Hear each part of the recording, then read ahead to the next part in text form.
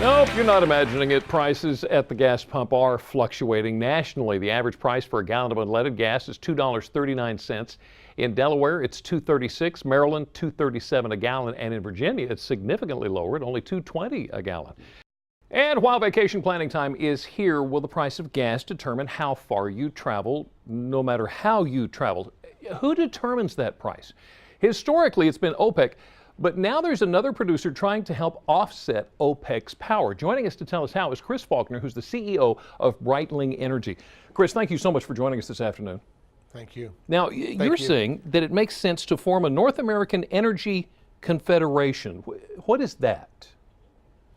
Well, look, OPEC has been manipulating oil prices, which in turn does drive the price of gasoline. And traditionally, they manipulate the price up.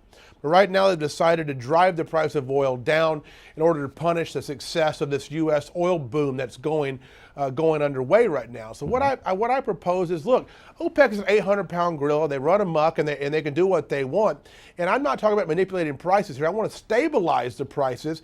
And Canada is producing a record amount of oil from the oil sands. Mexico is on the verge now of producing oil from their shale version of the Eagle Ford down there in Mexico for the first time in decades. They're allowing investment into the programs. And America's producing 9.5 million barrels of oil a day. Combining the three countries, we're producing 20 million a day. OPEC only does 30. We're a sizable counterpart to OPEC for the first time in decades.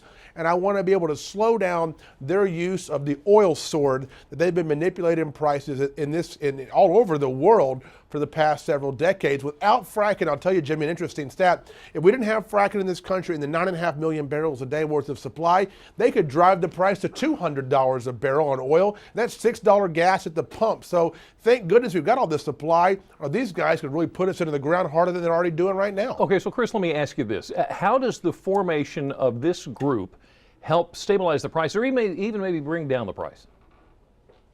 It gives us a voice at the table, a table that they currently dominate, because we have really no voice from the United States, from Canada, or from Mexico, yet we're producing amongst the three almost as much as them. So what it does is removes volatility. It allows us to move oil between these three countries with ease, allows us to transfer technology, allows the Keystone Pipeline hopefully to get put through to move oil in a much safer manner.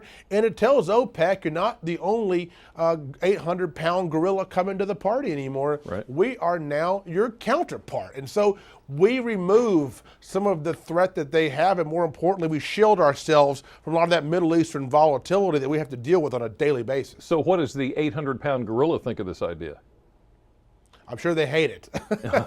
So, I think Saudi Arabia has definitely drawn a line in the sand when it comes to the United States. They've decreased the price of oil by 60% since June of last year. That's caused the United States to lay down 900 drilling rigs. And in the first quarter of this year alone, 30% of all the jobs we lost in this country were because of what OPEC has done to the energy prices. So not a good scenario they've put us in. And we'll come out of this, I think, a more vibrant and efficient industry. We're going to have to deal with their manipulative abilities for a bit longer. And I'm thinking now's the time. These guys are fighting amongst themselves. There's a chink in the armor. And I think America, Canada, and Mexico should align themselves and take advantage of that. Okay, so Chris, tell me about this documentary that explains this movement.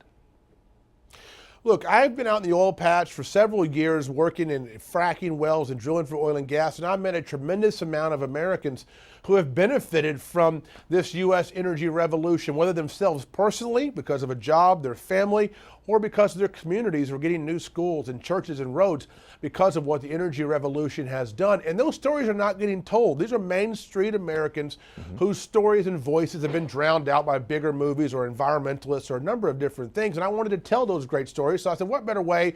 Let's make a documentary film. And it came out. It's called Breaking Free. You can go and get information about it at breakingfreemovie.com, or you can download it or rent it on iTunes or Amazon. And hopefully it will help you understand just how big of an impact this story is for our country, whether you're for or against it. We're all for America. And I think this movie helps portray that message to each folks who watch it. So do you think Canada and Mexico are close to joining? I think Mexico and Canada would join. Mexico needs our help. They need our technology. They need our people, our knowledge. Canada, obviously a major ally to the United States, already shipping a great deal of oil down here. It makes sense. It's a win-win for everybody. And we're all on the same hymnal page. We're all reading from the same book, and we're all being hit hard because of what's happening from OPEC. Mexico now having to deal with half-price oil. The Canadian oil sands are very challenging at this price. Jobs are being lost, all because OPEC and Saudi wants to decide that they want to flex their muscles a little bit. Right. We can't live in a world like that. We can't have 1973 all over again and run out of oil and gasoline. And those guys, I think, have the ability to do it still. And that's scary. Okay, so Chris, this all sounds like a good idea. It looks good on paper. How soon could it become a reality? I think a lot of that has to do with our president. Are we going to make this a federal level where our oil and our energy ministers are meeting? Are we going to put people on a committee that are appointed from oil companies? Is a president going to get behind it? I know that he should, but the reality is time and time again, President Obama has sometimes said one thing and done another when it comes to oil and gas. I'd like to see it happen now because I think we have a window of opportunity. Before, we were producing 2 million, 3 million barrels of oil. We are no threat to OPEC. But now at 20 million combined, we are a threat to them. We could be their counterpart, which they've never seen before, and I think it scares them. And I think that's why they're punishing us right now with them, not cutting production and keeping oil at an all-time low. So I think now's the time. I hope the president gets behind it. I think it makes a lot of sense, and I'm open to suggestions. So if folks out there viewing this like the idea, talk to your local senators and congressmen and say, we need to talk about this right now. Chris Faulkner, CEO of Breitling Energy, thank you so much for joining us this afternoon. If you'd like more information on this movement, all you have to do is go to our website, WBOC.com, and click on our picture at the top of the page. Now, according to BusinessInsider.com, OPEC has given two reasons as to the lower demand expectations. One, increased production around the world, mostly coming from shale production in North America, and the second, a reduction in demand. Now, interestingly enough, the Saudi Arabian Minister of Petroleum surprised many at a UN climate change meeting in Peru when he said, quote, "Why should I cut production? You know what a market does for any commodity. It goes up and down, unquote." You also heard Chris Faulkner mention fracking. While he seems to find it as a positive way to obtain energy, others question its safety. So, I guess we're to wait and see. Now, something that is a reality at the pump right now, prices fluctuating by a dime at a time, something drivers typically just have to deal with. Maybe until now. Gas prices impact all of us. We live and breathe it every day. Whether they go up or down, we're all along for the ride.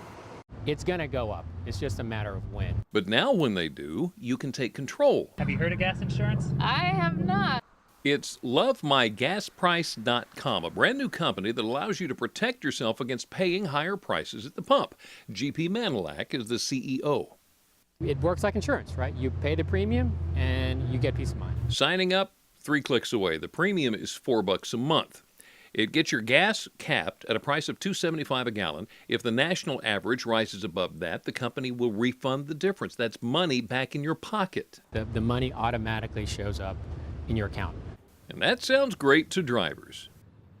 If we could keep it at 2 and I could have some insurance on that, I think it'd be okay.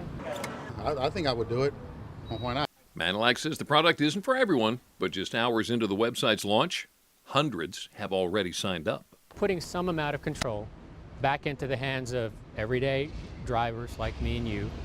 The folks at Love My Gas Price say, given the current rate of inflation, national gas prices have averaged less than $2 a gallon in only about 16 of the last 100 years. And they warn they'll go up again. Well, something else that can certainly get pricey, your vacation. But experts say it doesn't have to be. Coming up, a few ways to ditch the hotel room and stay somewhere for free. Now, some of these opportunities may be an experience in and of themselves. Now, if you're traveling for business, you may already know you can deduct that hotel cost, but it could cost you. After the break, we're going to learn about some of the red flags when it comes to an IRS audit. Delmarva Life. We'll be right back.